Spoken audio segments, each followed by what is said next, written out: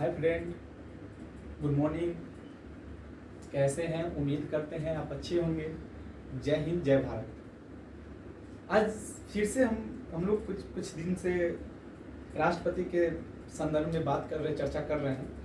तो हम जो 2-3 दिन से हम लोग राष्ट्रपति के संदर्भ में चर्चा कर रहे हैं और उनके बारे में, शक्ति के बारे में जाना, उनको उनके जो क्या क्या शक्ति होती है, उसके बाद उनको उनके हटाने के बारे में जाना कि किस प्रकार से उनको हटाया जाता है, महाभियोग की प्रक्रिया क्या होती है, इन सभी के बारे में हम लोग चर्चा कर चुके हैं।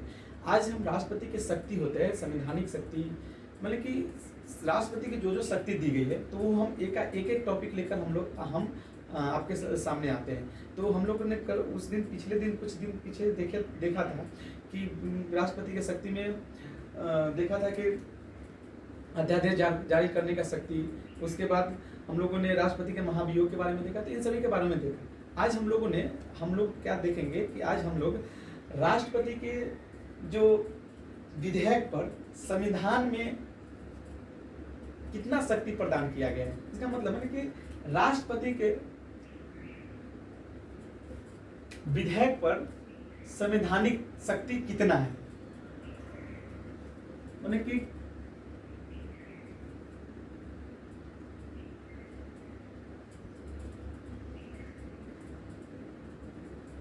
विधेयक पर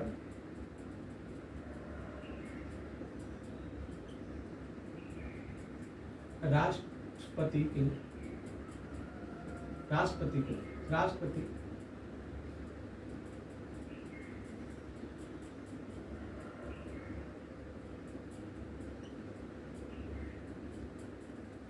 संवैधानिक शक्ति, यानी कि संविधान में राष्ट्रपति को किसी भी विधेयक पर कितना शक्ति दी गई है। शक्ति का मतलब क्या है कि या मैंने विधेयक है, राष्ट्रपति को उस विधेयक को क्या रोकने की शक्ति है, क्या राष्ट्रपति को अस्वीकृति प्रदान करने की शक्ति है, कितना शक्ति दी गई, उसके बारे में बात करेंगे। तो आज हम लोग 4 विधेयक के बारे में चर्चा करेंगे। पहला विधेयक, राष्ट्रपति मतलब कि 4 ऐसे विधेयक होते हैं विधेयक जिसमें लोकसभा के समक्ष या प्रस्तुत करने से पहले राष्ट्रपति के सहमति लेना अनिवार्य होता है। नहीं समझे? भारत में 4 विधेयक ऐसे विधेयक हैं जिसे लोकसभा के समक्ष प्रस्तुत करने से पूर्व राष्ट्रपति से सहमति लेना अनिवार्य होता है। माने बिना राष्ट्रपति की सहमति के बिना वह विधेयक को लोकसभा में प्रस्तुत नहीं किया जा सकता। जैसे धन विधेयक,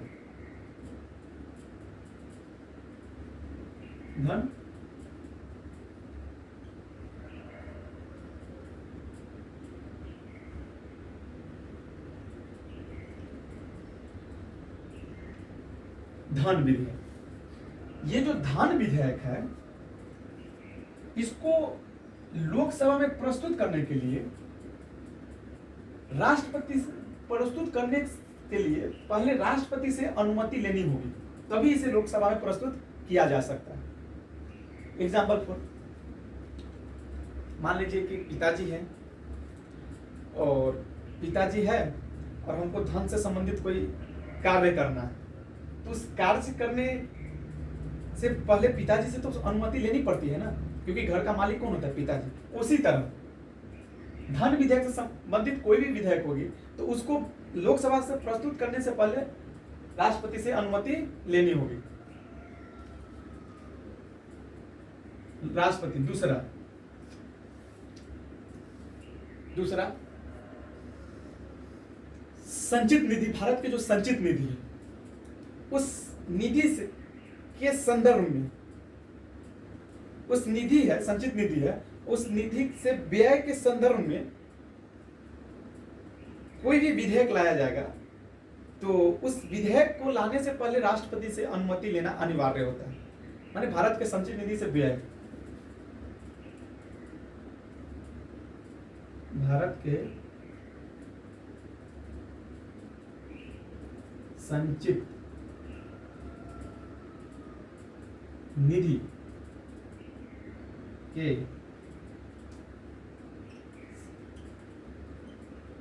व्यय से संदर्भ में, यानी एग्जाम्पल को, पिताजी हैं और पिताजी के पास बैंक बैलेंस है, बैंक है, एटीएम है, खाता है, हमें किसी को देना है चाहे किसी चीज खरीदना है तो उसको पिताजी से तो पैसा लेंगे, तो पिताजी को बोलना पड़ेगा ना कि पिताजी हम आपके खाते से जा रहे हैं, पैसा निकाल लें। तभी अगर पिताजी अनुमति देंगे कि जाओ निकाल लो, हम बताएंगे कि समस्या कि हमको ये चीज़ जरूरी है, हम आपके बैंक से हम आपके खाते से पैसा निकालेंगे, अगर पिताजी अनुमति दे दी तभी जाकर हम बैंक से पैसा निकालेंगे। तो हमको बैंक से पैसा निकालने से पहले तो पिताजी से अनुमति लेनी होगी ना। उसी प्रकार अगर हम किसी संचित निधि से अगर हमको किसी चीज में व्यय करना है तो उससे पहले हमको क्या करना पड़ेगा, सरकार को क्या करना पड़ेगा, राष्ट्रपति के पास तो राष्ट्रपति से तो अनुमति लेना पड़ेगा ना। तो वह तीसरा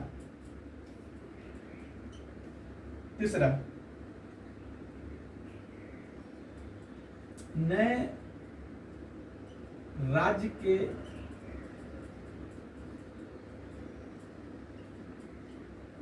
निर्माण से संदर्भ में, नए राज्य के निर्माण के संदर्भ में, निर्माण के संदर्भ में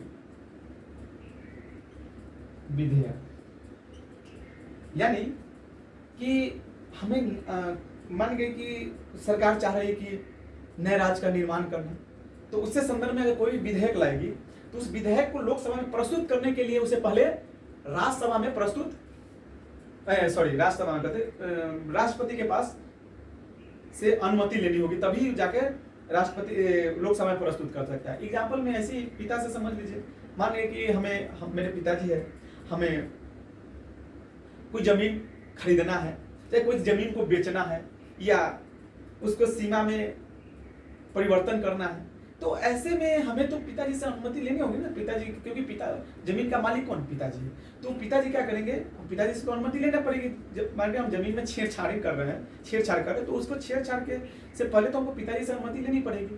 तो वही है कि राज्य के निर्माण में या राज्य के सीमा में परिवर्तन के संदर्भ में या राज्य के नाम के परिवर्तन में या राज्य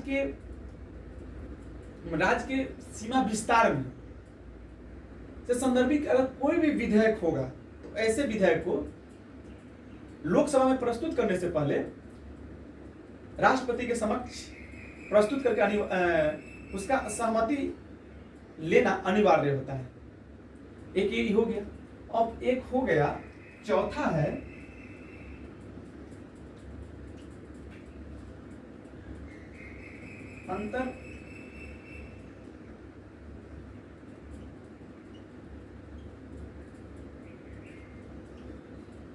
अंतरराज्यीय व्यापार। अंतरराज्यीय व्यापार के संदर्भ में अगर कोई भी विधेयक लेना पड़ेगा, अगर कोई ला रही है सरकार, तो उसे लोकसभा में प्रस्तुत करने से पहले राष्ट्रपति के पास से अनुमति लेनी अनिवार्य होता है। जैसे मान लीजिए कि हमें किसी से व्यापार करना है, हम व्यापार कर रहे हैं, हमें किसी से व्यापार करना है, तो हमें उससे हमको क्या हो रहा है कि हम जो पहले से व्यापार कर रहे थे उस व्यापार से हमें कि मुनाफा नहीं हो रहा, लाभ नहीं प्राप्त हो रहा है, उसमें से बहुत सारी समस्या उत्पन्न हो रही है। तो हम पिताजी को क्या कहेंगे, पिताजी हमको उससे जो व्यापार करते हैं तो उससे हमें प्रॉफिट नहीं हो पा रहा है, यानी कि लाभ प्राप्त नहीं हो पा रहा है, तो हम चाहते हैं कि दूसरे से व्यापार करें। तो पिताजी क्या कहेंगे, अनुमति दे देंगे कि ठीक है जाओ दूसरे से। तो उसी प्रकार अगर अंतरराज्यीय व्यापार के संदर्भ में अगर कोई भी विधेयक लाना पड़ेगा, अगर प्रस्तुत किया मतलब कि कोई भी विधेयक लाया जाएगा तो उसको लोकसभा में प्रस्तुत करने के लिए पहले किससे, राष्ट्रपति से अनुमति लेनी होगी। ठीक, समझ गए, ये हो गया। कितना तो समझ गए ना कि भारत में चार ऐसे विधेयक है जिसको लोकसभा में प्रस्तुत करने से पहले राष्ट्रपति से अनुमति लेना अनिवार्य होता है।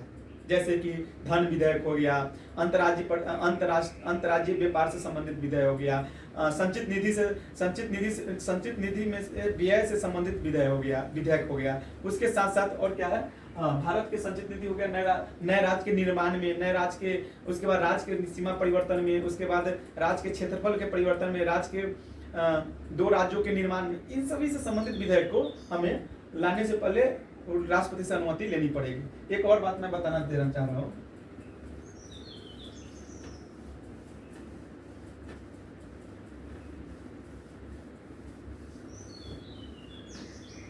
धन विधेयक को केवल लोकसभा में ही प्रस्तुत किया जा सकता है और किसी में नहीं। ये धन है, धन माने पैसा, पैसा, इसे केवल और केवल किसमें प्रस्तुत किया जा सकता है, लोकसभा में। ये राज्यसभा है ना, लोकसभा में। धन विधेयक पर लोकसभा को राज्यसभा के अपेक्षा शक्ति अधिक दिया गया, प्रदान की गई। जैसे धन विधेयक है, राष्ट्रपति से अनुमति पहले लेंगे, प्रेसिडेंट अनुमति दे देंगे, तो इसे कहां चलाएगा, लोकसभा में प्रस्तुत किया जाएगा।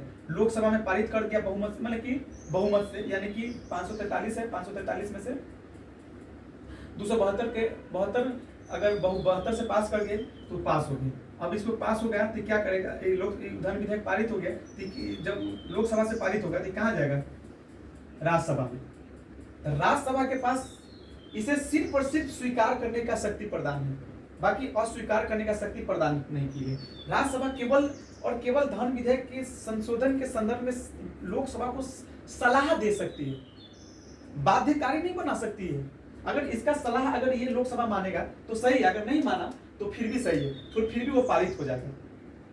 धन विधेयक के बारे में, धन विधेयक के बारे में जो मैंने परिभाषित किया गया है अनुच्छेद 110 में, धन विधेयक को परिभाषित किया गया है अनुच्छेद 110। परिभाषित मतलब समझे, परिभाषित मतलब कि धन विधेयक कौन होगा, कौन सा विधेयक धन विधेयक कहलाएगा, तो इस सब के बारे में अनुच्छेद 110 में बताया गया है, परिभाषित किया गया।